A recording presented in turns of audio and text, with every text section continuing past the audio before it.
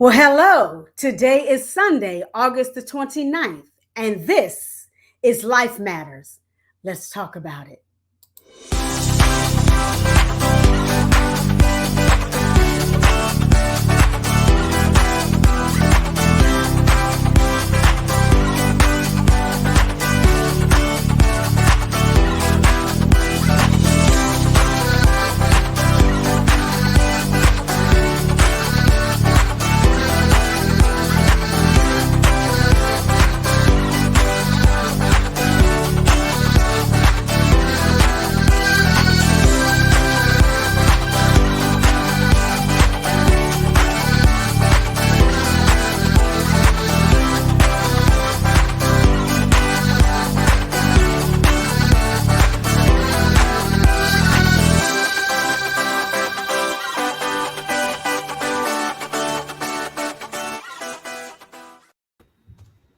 Well, hello, everyone. Hello, everyone. I am Michele Irby Johnson, and I am your host, and welcome to Life Matters with Michele. You know, this is the platform where we talk about those things that matter in your life, particularly as it relates to the African American community. And I want to remind our viewers, if you have questions for our guest on today, to please post them and I will field them over accordingly. Once again, thank you for tuning in to Life Matters with Michele, where we talk about what matters in your life. I want to welcome my very special guest, actually returning guest, Miss Felicia Phillips. Hello, dear. Hi, Michele. How are you? I am doing well. It's great to see you again. Likewise, it's always a pleasure. Yes, ma'am. Yes, ma'am. So let's tell the people a little bit about yourself, and then we're going to jump right into our discussion on today. Felicia R. Phillips has a degree, Master's of Divinity, CNC, and is an international speaker, preacher, ISCA certified nutritional coach, personal trainer, and marketing and communications strategist. In 2017, after 20 years in the healthcare marketing and communications, she self-published her first book, Chasing God, Manifesting Your Dreams. Sounds powerful. While continuing to lead marketing for a local nonprofit. That same year, 2017, she founded Through His Eyes, LLC, a speaking and coaching consulting firm that empowers people to walk in their destiny and manifest their dreams. In 2020, Felicia founded Fat to Fib Academy to help Christian women at risk for or managing chronic disease achieve healthy, sustainable weight loss. She continues to serve clients in both business and is passionate about helping people lead happier, healthier, and more active lifestyles. Felicia lives in Northeast Georgia with her husband and her two daughters. Welcome once again, my beautiful sister, Miss Felicia. Thank you, thank you, thank you. All right. So we're going to jump right into our topic today, and this is a topic that is becoming more and more prevalent and important in our lives, not just over the past 2 years due to COVID, but I think particularly in our community, because that's who I typically target. I think it's become kind of a struggle for some people. So today, ladies and gentlemen, we're talking about caregiving. Felicia, if you can give us a definition or a working umbrella of what caregiving means before we dive into the meat and bones of it. So absolutely. So it's so interesting as I was sitting here listening to you read my bio and listening to the different things that I've done in my family and such. And there was absolutely no mention of my mother and my father in my bio. With all of my titles, there was no mention of the title caregiver. And that is unfortunately what many caregivers experience. We're these silent workers that almost have to live these double lives because you're working, you're a mom, you're an entrepreneur, you're a ministry leader, you are doing all of these things, but at the same time, you are a caregiver to someone. That someone could be a child, it could be a parent, it could be a spouse, it could be a friend. And you are in some way providing care. There are different levels of care. You may be a full-time caregiver. That is where I am now. You may be offering care in the home. You could be offering care outside of the home, living in one place and offering care. But essentially, a caregiver is an unpaid, selfless position where you are providing care, whether it be financial, physical, emotional, etc., care for someone that actually needs you. And I believe that it is a calling. I do not believe it is for the faint of heart. And I do not believe that it is for someone who has not been called specifically to provide the care, because it takes a lot. And I know I'm probably jumping ahead, so I'll end it there. That is, in a nutshell, caregiving. It's providing care for a loved one, an unpaid volunteer position.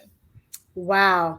And sadly, we do have some family members who expect to get some type of compensation, even from their loved ones. I mean, I've seen situations where someone's a caregiver and they say, well, I'll come and, be your caregiver if, you give me like $300 a month, because my time, I have to keep using gas going back and forth. And like you said, it's supposed to be a selfless, um, uh, walk, if you will. And it is a calling, because everybody, you may love your mom and dad, you may love your children, you may love your auntie and them, but caregiving takes a lot out of you. I was in the nursing field for a moment, the medical field for a moment. I was in school to be a nurse for 3 years. And, because of my injury with my back and my neck, the military said, well, no, because if you do that, we're not going to continue paying for your school or what have you. And just in taking care of the patients that I took care of for 3 years while I was in school, it was grueling. And so I can't imagine going from doing it, 6 hours a day to doing it 24 hours a day. It takes a special person, it takes a special heart to step outside of yourself and your own needs. And so I want to first of all commend you and to thank you for being such a heart in the earth, a representation of God's heart to your parents, because I know some of your background stories, so I can say that. So I know it took a lot for you to do what you did in order for you to make sure that your parents are taken care of.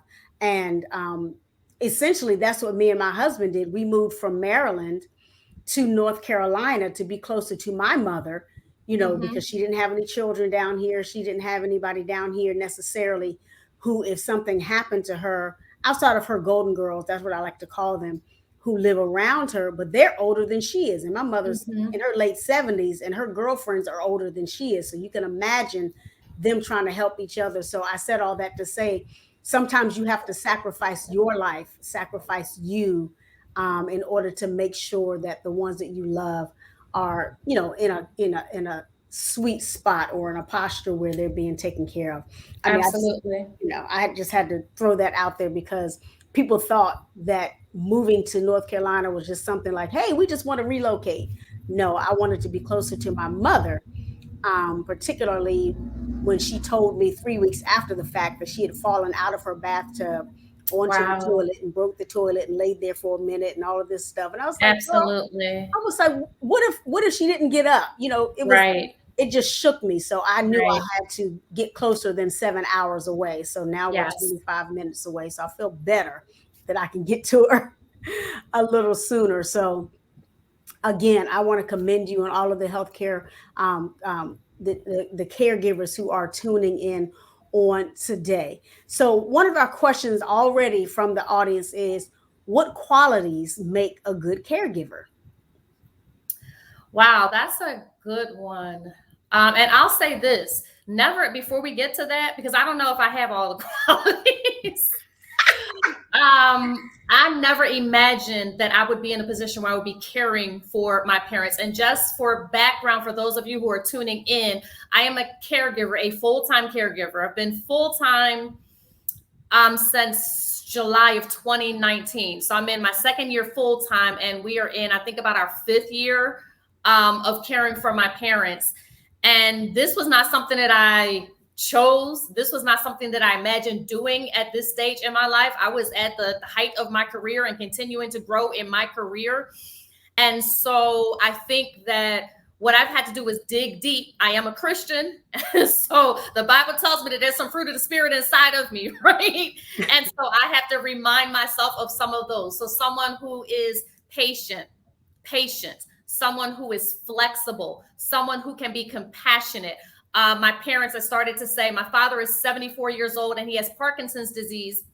And he has some level of dementia. My mother is 74 years old and she has vascular dementia, Alzheimer's, early stages. My father actually hasn't been diagnosed with dementia. I just know that he has it. If you met them, you would definitely know that he has it. My mother may be able to fool you for about 5 or 10 minutes, but my mother is actually diagnosed vascular dementia, Alzheimer's, sleep apnea, stage 3 kidney disease, high blood pressure, epilepsy, and type 2 diabetes. So just so that you know what I'm working with. And so when I talk about compassion, it is understanding that there's some things that the person that you're caring for, may do or say that is a part of their disease. And if you take that thing personally, it will absolutely destroy you. My mother's very aggressive, will curse you out, yell at you, do all of that stuff. But that's been her whole life. That was her mother. That's the family, right? I'm trying to break it because my husband's not here for that, for that nonsense. But that's my mother. My father is gentle, laid back. And just to give you an example, the other day, he's using a walker now, which he hates. And I told him to use the walker and he was carrying it. I said, put it down. He said, no, I'm not. He said, no. And I said, Dad, you need to use the walker. Don't carry it. And he says, I'm not carrying. I said, Dad, you just had it in the air. And he said, no, I didn't. That's not my father. He doesn't talk to me like that. And I said, Dad, yes, you did. I just saw you lift it up. And he said, you're a liar.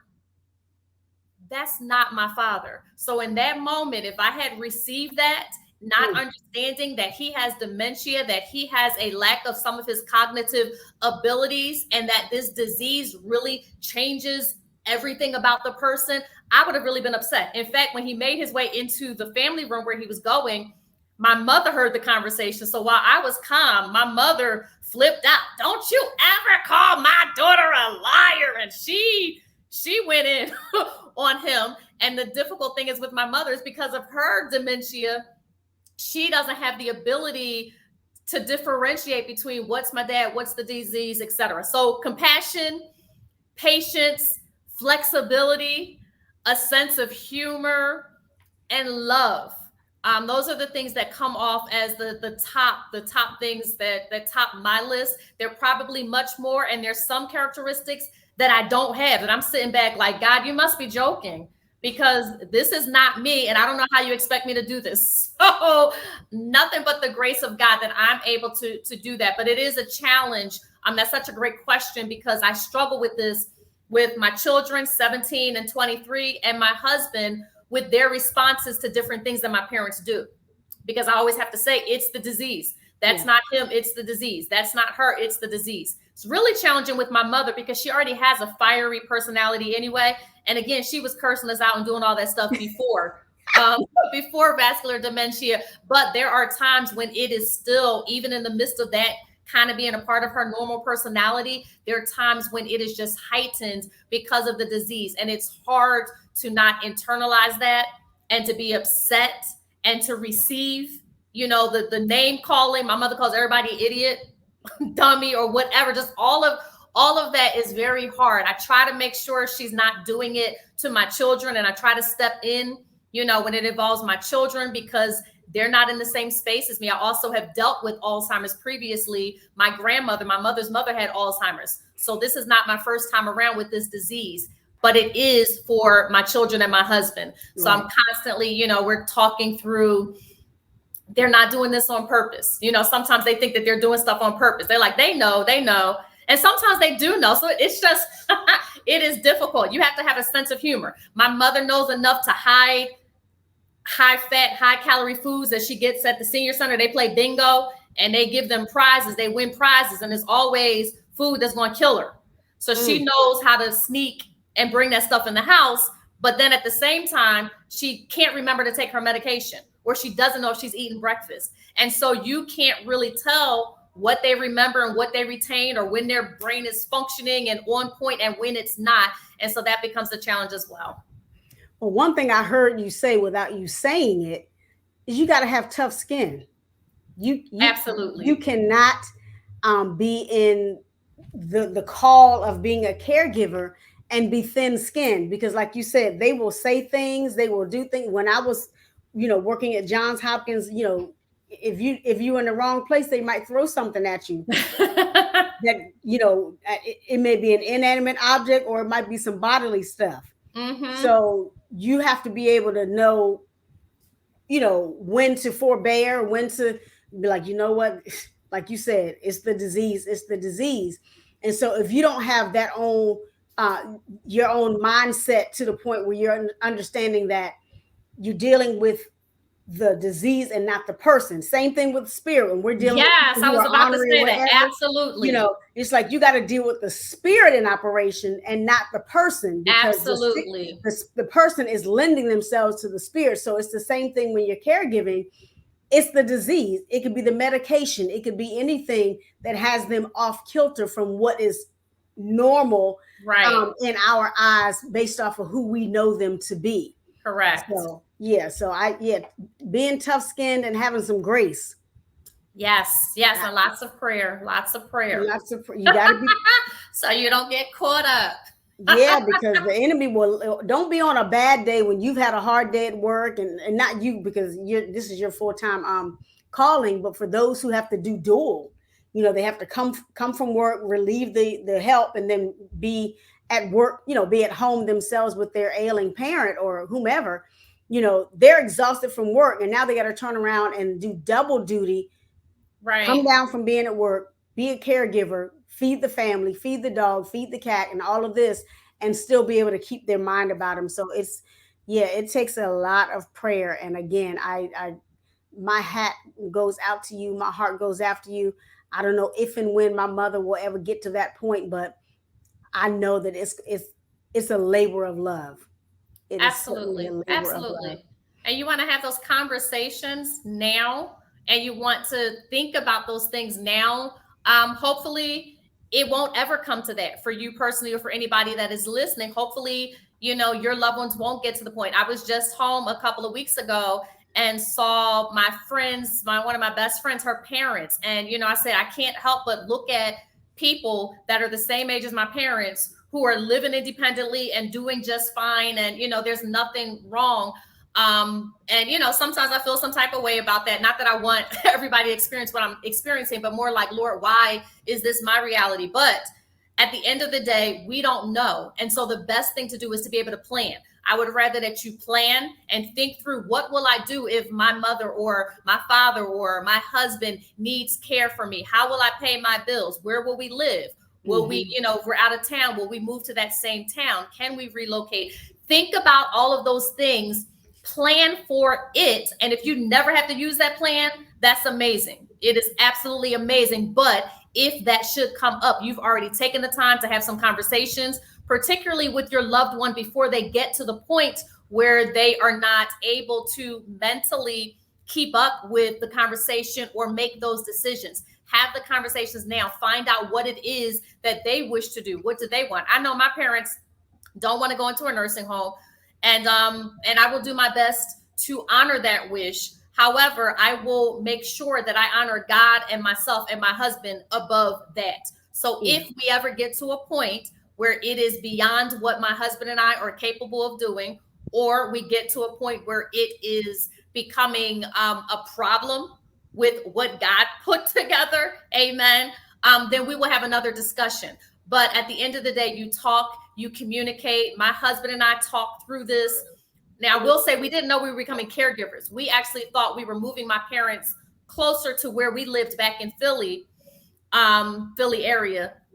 And it turned out that they needed a whole lot more care. But even at that point of, let's move them closer so we can help them more, my husband and I talked about it. So it is not something to enter into lightly. It Yeah. is not a decision. If you are married, you can love your mom all you want, right? Michele, you can love her to death, but your husband has to be on board with whatever decision you make. If you're going to make a decision that I'm going to bring mom into the house, or I'm going to financially support, whatever that is. As a married woman, you have to involve your husband, and the husband has to be a part of that conversation. And you guys have to come into agreement about how you are going to proceed. And you have to set boundaries with, how much, what are we going to do? Like, one, I know my husband, God bless, my husband does a whole lot. My husband cares for my parents like they are his parents, his mother and father. But my father is incontinent, and my husband, as an example, has made it very clear that he's not changing him. And he's not wiping my dad. And guess what? That is absolutely okay.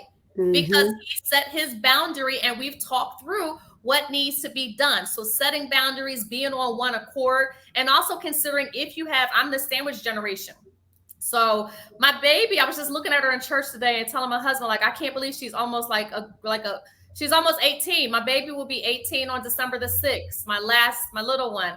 That's and my husband's birthday. Like, I can't believe it. I can't believe it. But so she's almost, no longer a minor, but we've been on this journey for a little while now. And so I had children, older kids, but still children. And so you also have to think about, when you're thinking about caregiving and you're in the sandwich generation, meaning you have parents that you have to take care of and you're still raising children, you have to consider the impact that it has on the children. And there have been some negative impact on my kids and some positive things, and some things that I did not realize or take into consideration. But now when I'm talking to people, I tell them, think about the time, that you're going to have to spend caring for the loved one, and what that means as far as caring for your children, going to doctor's appointments, going to baseball games, going to dance practice, right? Getting your hair done, getting your nails done, whatever, all of those things. Doesn't mean that you can't do it, but really think about the implications of that if you take on the caregiving role. And if you don't, guess what? There's nothing wrong with that. I used to judge people, right? I think in the Black community, we judge people like they throw their people in nursing homes and just leave them there, right? I used to do that until I became a caregiver.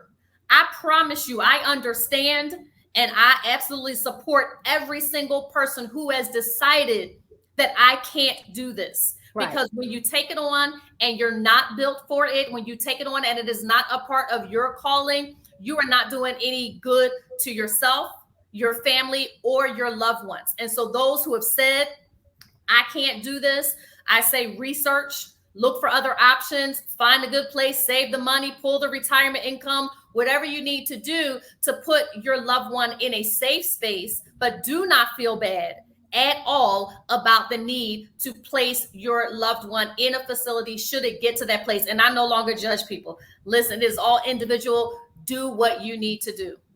I tell you, you said a whole lot, because no, seriously, I mean, it was good stuff. I was trying to write and listen at the same time.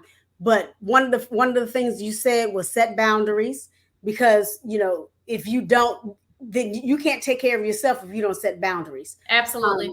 You also said to make sure if you have a spouse that you all are having conversations. Before we moved here, I had a conversation with my husband, and I said, look, this is how I feel. This is what's going on with mom. This, and so how do you feel about it? Praise God, he was on board with it, because he's like, he doesn't mind, he loves North Carolina. He didn't mind it. Now, had the shoe been on the other foot, or had he not been so agreeable or, amenable to what was going on, then that would have been a tough spot. It would have, required the Holy Ghost to step in, and, all of these. He would have. And he would have, and he would have made everything all right. But I'm grateful that my husband's heart is similar to mine, and he understood that it's not to the neglect of his own mother and stepfather or anything like that, but he understood my mom doesn't have anybody, his mother has a spouse or what have you. And so he understood that. So it's very important. And I love the fact that you said, if anything happens, then there's another conversation that has to be had. And then you may have to go outside of the parental wish, because my mother and I have had deep conversations. We have all of her, I'm her power of attorney, I'm her executor, her will is done, her program is done, everything's already done. Awesome. So I know what to do. And so, because I do estate planning, and I tell these folk, I said, y'all need to get it together. But anyway, I digress. But I already know that she doesn't want to be put away. And that's the last thing I want to do. But then I have to say, if it gets too hard, what are we going to do? That's going to be another Exactly. conversation. And so I'm glad you said that, because a lot of people get into a panic, or they get into this feeling of regret and guilt, and they'll try to take it on, at the detriment of their family, the detriment of their job, the detriment of their own health. And again, you're not being mean. It's just that it's now stressed you beyond your own human capabilities, and somebody Correct. else needs to help you. So I'm so glad that you said that. Absolutely. So Absolutely. glad, so glad. Somebody says, oh God, and my husband, he's asking a whole lot of questions. So let me try a different one. uh, Medical equipment. Well, I know that having your parent in the house, depending on what the extent of their health issues are, you may have to set up like a hospital room in the house, things of that nature, a bed that goes up and down, and a lift, or wheelchairs, and modifying bathrooms and stuff like that. Did you have to do that? Are you in their house now, or did you purchase or rent another house? What did you have to do in terms of living? So we actually moved to, we were both in Pennsylvania. I was in a suburb and my parents were in Philadelphia. And the first phase of this was, let's move them closer to us so we don't have to drive 45 minutes to help them. My mother had been in and out of the hospital just every 6 months with strokes and seizures and diabetes, et cetera. And we were just trying to go back and forth. It was too much. So we moved them into an apartment closer to us. We knew that was just a band-aid, and that the ultimate goal was for us to move into the same house. My house at the time was too small. And so we decided, my children, it was the right time to move as far as where my daughters were in school. One daughter was away in college. The other daughter was about to go to high school. And so we decided now was the time that we can move to a bigger space and bring the whole family together. And so we decided to move into a new house, but we also decided to relocate because, in addition to my parents, my husband's family is in Georgia. And my mother-in-law is now a widow. Her husband died several years ago. And so we thought this is an opportunity for us to move into a bigger space, to bring my parents into the same space as us, but also allows you, my husband, to be back in Georgia, closer to your mother, now that your father is dead and she's by herself. And so we moved into a new space. So we're all in it's been 2 years now, but we're all in a new space, a bigger space. And I'm so thankful every day. Listen, I was sitting outside the other day, just looking at the beautiful sky and the stars. I love the sky in Georgia. And I told my husband, I said, I'm so glad we didn't move my parents into our house when I wanted to. Because I think we had a hold up. We were supposed to move in 2018, and I got scared. And so we didn't, because we were going to quit jobs and all of that stuff and just move. And literally the week that we were planning to come down to Georgia to look for a place to stay, my daughter had an emergency surgery to get a cyst the size of a grapefruit, to remove a cyst the size of a grapefruit from her uterus. And so that scared me because we had health insurance to pay for that. Yeah. And I said, babe, if we had, a couple of weeks later, we would have quit and all of that. And I got scared. So I didn't move. And that year I had said, well, babe, why don't we just move my parents into our house just for a year until we move? But my house was too small and we would have killed each other. This space allows me to retreat to my bedroom. When my parents are working my last nerves, if I shut my door in my bedroom, I can't even hear them. That could be good or bad. But so we're all in the same space, but we have space. And thank God, in the pandemic, in my little 3-bedroom house back in Philly, we would have killed each other. It would have been a mess. So we now have space. They spend most of their time either in their bedroom or the family room, and we spend our time in the living room and or in our individual spaces. And so that works out for us. We do not have, my parents they're still ambulatory. They're still walking. They still go out. They go to the senior center locally 4 days a week. So they're still able to move around. So we don't have a lot of equipment. However, my father is now in hospice. receiving palliative care. So I hope I'm saying all this right, because this stuff is new for me. He is Palliative care. dying in the next 6 months. He's fine, but it was a way for me to get additional care. And so I'm in a number of caregiving groups, and I have friends who've been down this path, and they told me to look into hospice care. And so with hospice care, I get 2 visits from a certified nursing assistant twice a week to bathe my father. We get all types of equipment that we need. I get a nurse visit every 2 weeks, a social work visit every 2 weeks, and a chaplain visit. And so I'm now getting a whole lot of help and care. And I have a team that I did not have before. That's really been a blessing. So 2 weeks after being added to hospice care, and my dad was on the border. They said, I was almost in tears, literally, because they came in, and because he walked out of the bedroom, they were like, he probably is not going to be eligible, because most of our patients are, non-ambulatory, and they're just much further down the road. I can see that at some point he will be eligible, but I don't think that he's quite ready. And I said, well, he can't bathe himself. He can't wipe himself. He can't go to the bathroom. He can't get dressed. All he can do is walk. So help me. And I'm sitting there praying, and we were on the border. They called the doctor and got all kinds of, approvals to go ahead and move forward because he was on the border. And literally 2 weeks later, he fell down.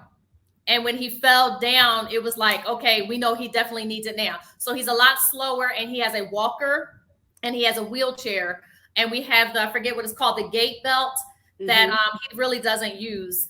But that's all that we have now. And they do supply, they offer supplies. So, Depends are expensive. We don't even buy the Depends because they cost too much. But getting the, incontinence, the pads, the pull-ups, all of those things are now covered. And so that's a blessing. That's money that we don't have to, that we don't have to pay. And when I say we, I mean my parents have the money to pay for the things that they need, but that's an expense that they no longer have to pay.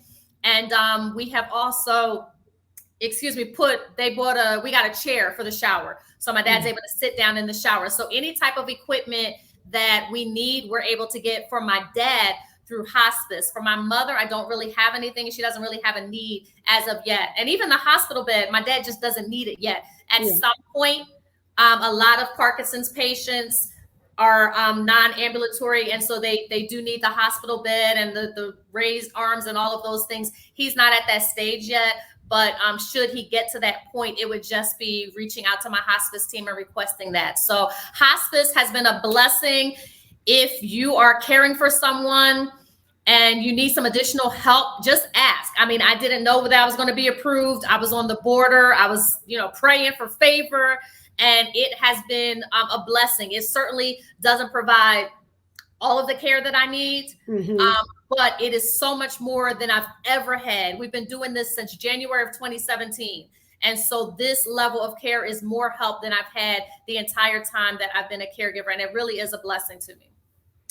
Wow, that's a lot. So I'm glad that you find space to take time for yourself in terms of getting away and going to, because that was going to be a question. I said, well, how do you get time off to, how do you replenish, refresh, and restore yourself when you've been in caregiver mode so much? But I think you responded to that within your discussion. Can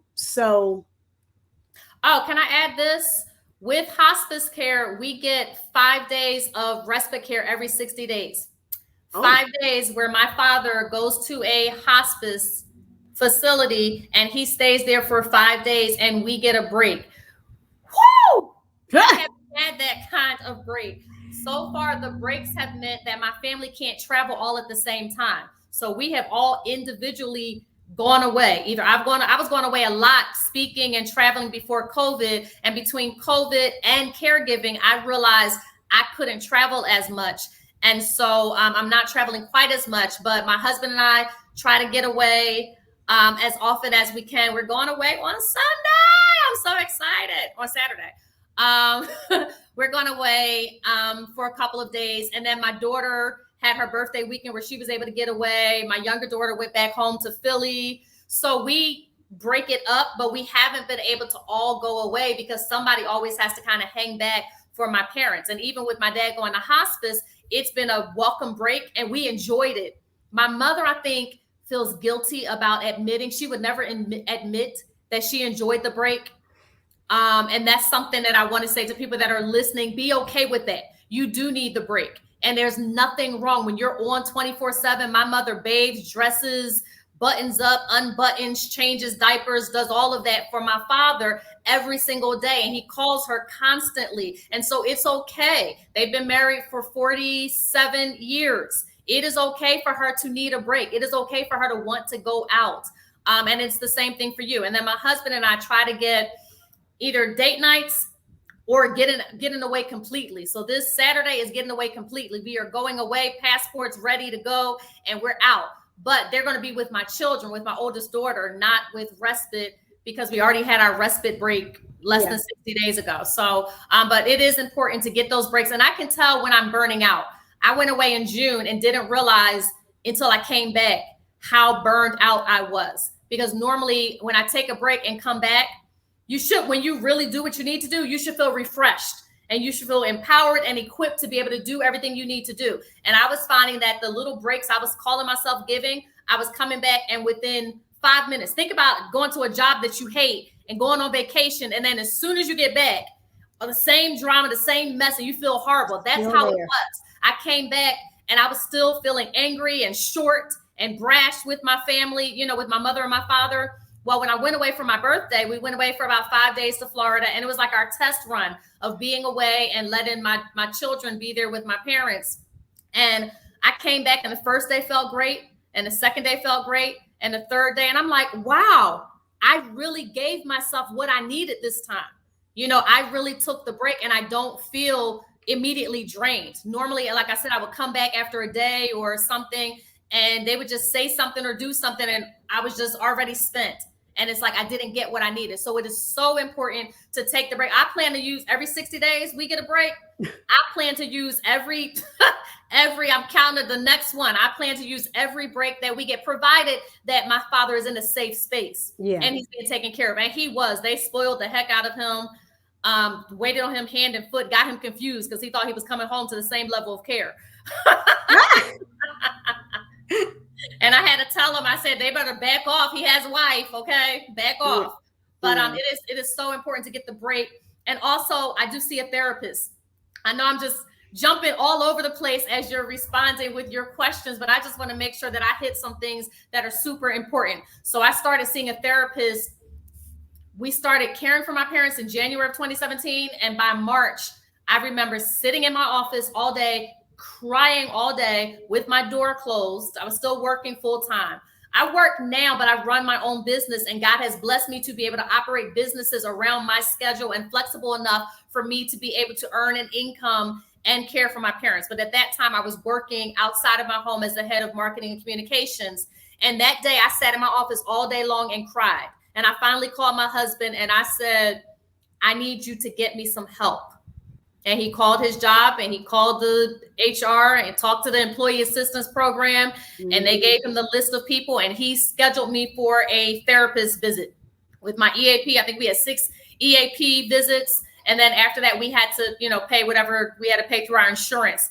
But I did that because I needed to make sure I wasn't falling into depression. I needed to process what was going on in my life. I felt guilty. I felt like I had gone to seminary for 7 years and my parents were fine. And then I graduated and now all of a sudden they're old and have all these issues.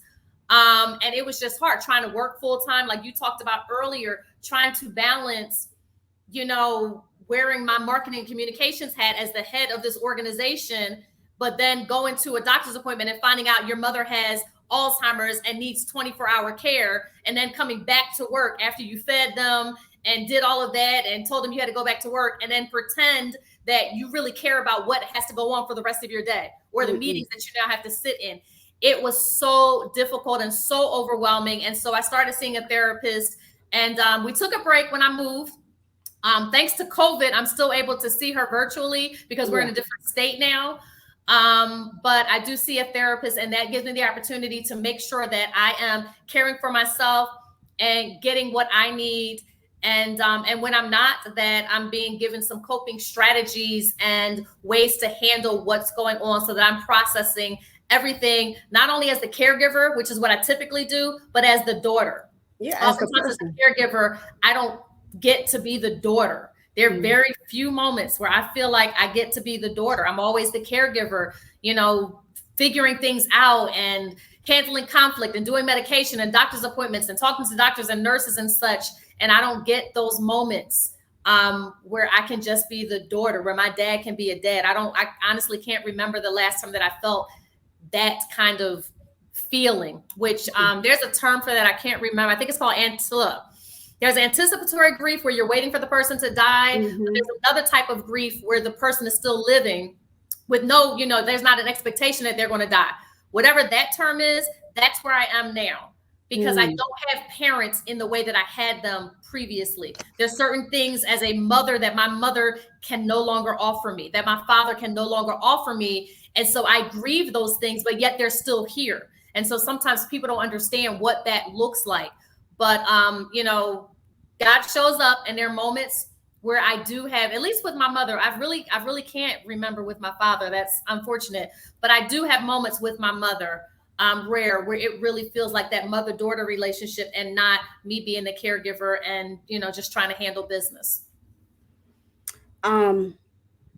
Somebody said, do you receive any type of respite support? But you said that you do every 60 days. Yeah, and that's only because my father is in hospice. So prior to hospice, we had nothing except my 23-year-old saying, hey, we really didn't do that. I need to, basically travel back and forth to Philly to handle business. We're going to be away for a couple of days. And with that, I would try to make sure I cook and prepare meals and have them frozen and have their medication laid out and all of that. But we weren't getting anything. And there are a lot of people, I just want to put that out there, a lot of people who don't have it. If I did not have my father in hospice, we would not have respite care. Now you can do it at cost if you can afford that. But again, and my parents are doing well, but not to the tune of being able to pay some of the exorbitant fees that it would cost in order to do regular respite care or even to bring in an aide. Aides are $20 to $30 to $40 an hour. And so to bring somebody in and to pay that out of pocket is expensive for us and expensive for a whole lot of people who are not able to do it. People who are Medicaid eligible are able to get some of those services without any additional costs. But there is a definite divide between those who are Medicaid eligible and those who are not eligible for Medicaid, but are still not rich. Like we don't have $15,000 to just toss around a month to pay for, a facility or something like that. And so that becomes difficult for a lot of caregivers who just simply don't have the money to get the help that they need. And have stopped working, right? So people that have stopped working in order to provide care, but now they're not getting any help, any assistance, and it really becomes a struggle. Yeah. And then there's a situation where the person who's had to quit their job, become the full-time caregiver, can't meet their own financial needs, and then resentment can sit in. And so you battle with yourself about resenting the fact that you have to do it, but also understanding that you want to do it or you need to do it. And so I'm glad that you said that you go to therapy, because I was going to ask you that. And somebody actually asked, do you get counseling?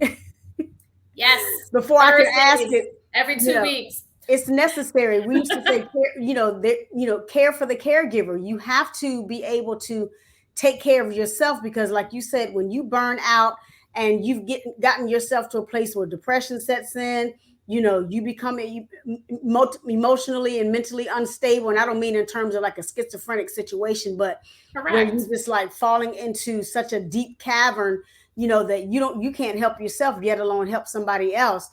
So to shift gears just a little bit, how does this affect your marriage, if at all, and your relationship with your children? So as far as the marriage, I think that when you have an additional strain or an additional burden, that what something like this will do is to exacerbate issues that may have already been present. And so I can't say that my parents caused issues in my marriage or challenges in my marriage, but because of the additional strain, There were, little things here and there. I've been married for 21 years. I'm going away to celebrate my 21st anniversary. Yay. But they're little things, right, along the way that are still little things. But when you add on the weight of not only caring for one person, but two people with neurodegenerative diseases, when you thought all you were doing was helping, like my father had even stopped driving. We didn't know that we had become Uber and a taxi and Lyft and all of those things. And so my husband and I have had some challenges over the past 4 years. But at the end of the day, what has helped is the fact that I married a man of God. So I'm so grateful that I married a man that talks to God, that has a prayer life, that has the Holy Spirit. And it was actually my husband that really pushed me to take on the caregiving role in the first place. Now, of course, he didn't know all that it entailed, and I did. And so I was like, no. He was always the one saying we need to. And so, we have prayed through some things. We have had to talk, and we have had to be very intentional about our time. That's one of the reasons that I said, we're now getting away. We try to at least have a date night or get away at least once a month, sometimes more than that. We just need the break. Let's start again. When we went to Florida, we did not map out a whole itinerary. It was just to test the waters being away and to relax. And it felt so good to sit in the Airbnb and get up and cook breakfast just for the two of us. Yeah. And to just not have anything to do and to be able to rest and to be able to relax. Those are things that we were unable to do on a regular basis because my mother will blow up my cell phone asking me where breakfast is. And my father will come and knock on the door and ask me do we have any cookies? And do we have any Snickers? And all sorts of things, whether it's 7 a.m. in the morning or like it was at midnight last night. They'll do these things. And so we need to have the breaks. But we've prayed through a lot. We stay in communication, and it's always been very clear. That's why I said it earlier during our conversation. If at any point this situation got to the point that it was causing a significant issue in my marriage, then we need to have a talk. Because I made a commitment to my husband, and I love my parents. I love my mother, and I love my father, and they've taken very good care of me. And I'm the woman I am today because of them and the things they exposed me to and the things that they allowed me to do. But at the end of the day, on August 12, 2000, I said yes. I said I do to Robert Thomas Phillips. And nothing, not even caregiving, is going to interfere with that. I will not allow that. So when we get to the point that it's too much for me, or even if my husband comes and says, you know what, this is too much, again, we will revisit that conversation. But I'm blessed that we pray together. We ask God, and he really views it as a calling as well. So there are times when I'm frustrated, and there are times when things start to get crazy, and I really have to go back to God, or God has to check me and say, what did I tell you to do? And I mean, even with my business, to be very honest, right now, I'm not in get new client mode. I have new clients. I'm going to get new clients, but I'm not in like marketing mode because there's a lot going on. And my focus has to be on my parents. And when I stress myself out, like, but God, I got to go and, get new clients, and I got to market. I got to spend time here. And I'm stressing out. And I told my husband, I said, God never told me that I needed to do all of that right now. Whenever I get stressed out and overwhelmed, I go back to what he told me to do. And my primary focus right now is caring for my minor child, getting her prepared for college, and caring for my parents. And all those other things will fit in where they fit in, but I have to focus on that. And so, yes, we've had challenges. We've been able to work through them, through prayer, talking. We have mentors, other married couples that we love and trust that we can talk to. And talking to other caregivers is really important too, because if you haven't been a caregiver, you just don't understand. Sorry, you don't understand, and it's not your fault. And that's really important to know. If you are a caregiver and you are feeling isolated, or that you can't talk to friends or family, etc., it's because they absolutely do not understand, and we can't expect them to understand. And that was a deliverance moment for me, because I get frustrated with my friends. I don't know if they're on here listening or whatever, but some of y'all know who you are. And they hurt my soul. I get very frustrated.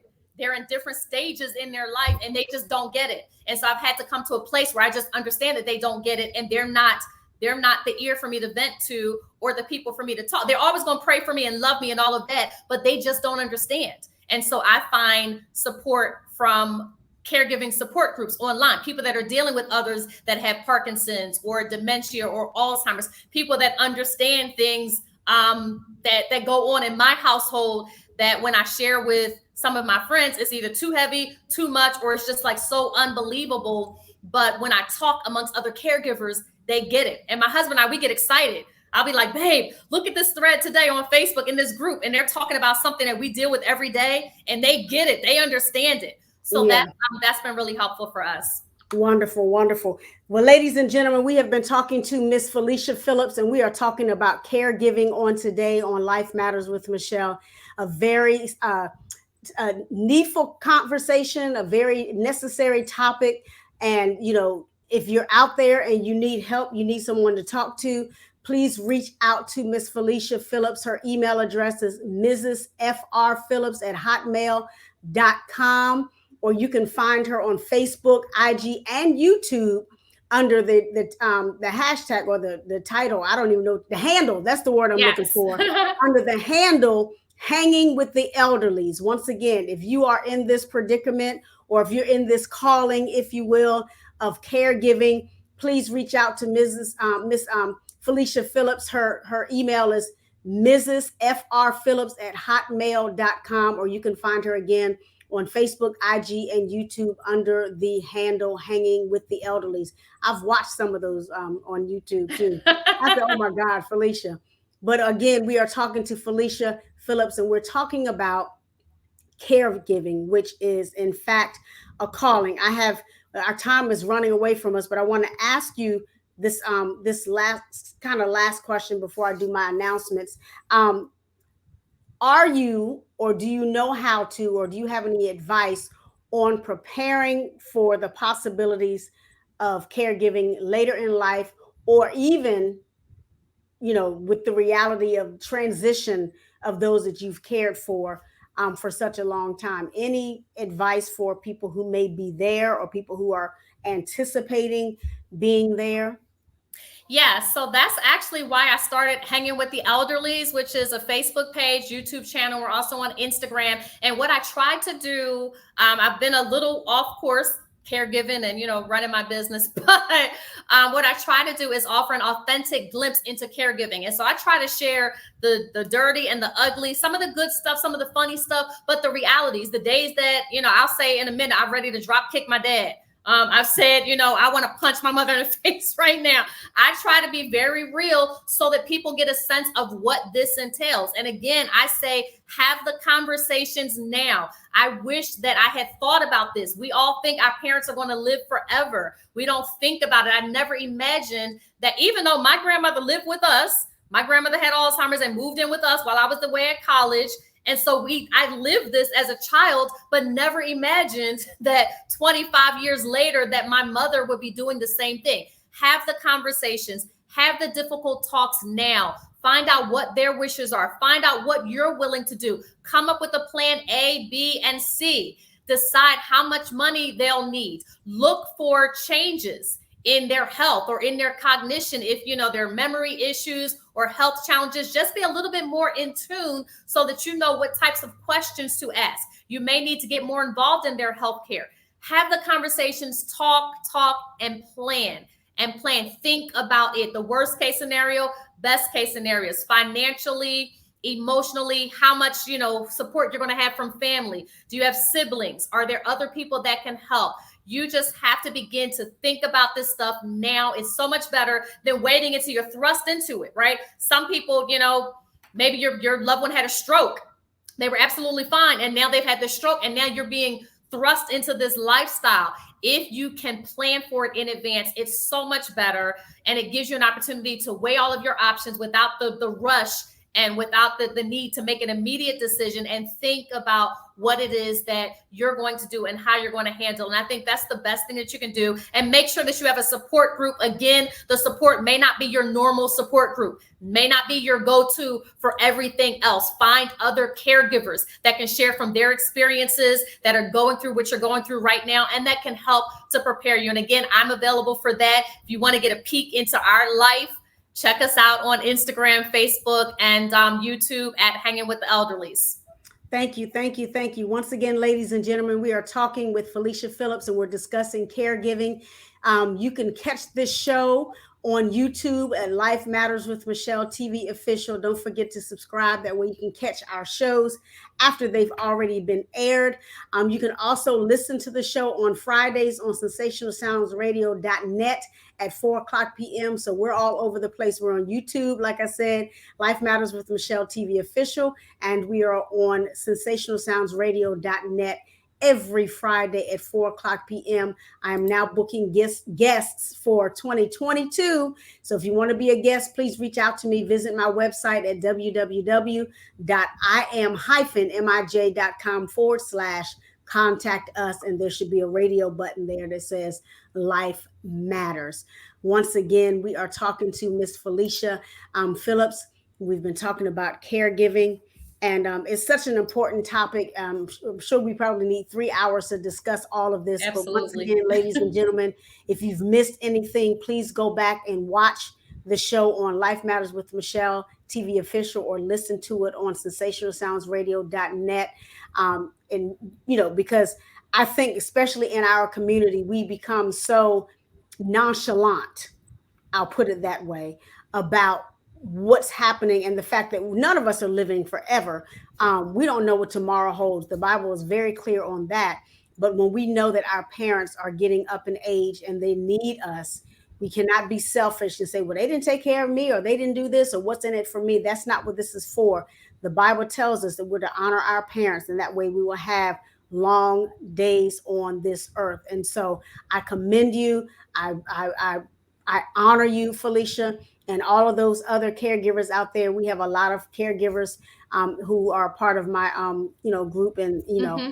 I tap into them when I need to, and I'm Yeah. a counselor myself, so I understand.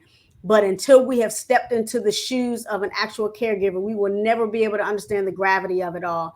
And so, again, I thank you so much for your heart to accept the call to take care of your parents in this stage in your life, knowing that you have your own family to nurture and to care for. Um, any final words? We have 2 minutes. I just want to say to all of the caregivers out there, God's grace is sufficient. God's grace is what has kept me when I couldn't keep myself, when I thought there was no light at the end of the tunnel. God's grace is sufficient. I'm so blessed by what God has allowed me to do in my own life, in the life of my parents and my marriage and everything. God's grace is sufficient. Believe that word. Stand on that word. His grace is sufficient. You will get through this, and you can honor your parents in a number of ways. It doesn't have to be live in caregiving. There are a number of ways. Seek the face of God, know that his grace is sufficient, and then move by the unctioning of the Holy Spirit to do what God has called you to do in this season. I couldn't have said it better myself. I tell you, that's amazing. That is beautiful. Well, ladies and gentlemen, I want to thank you once again for tuning into Life Matters with Michele, because this is where we talk about what matters to you, and you. Well, catch us on YouTube, Life Matters with Michele TV official. And until then, we'll talk to you again real soon. Be blessed.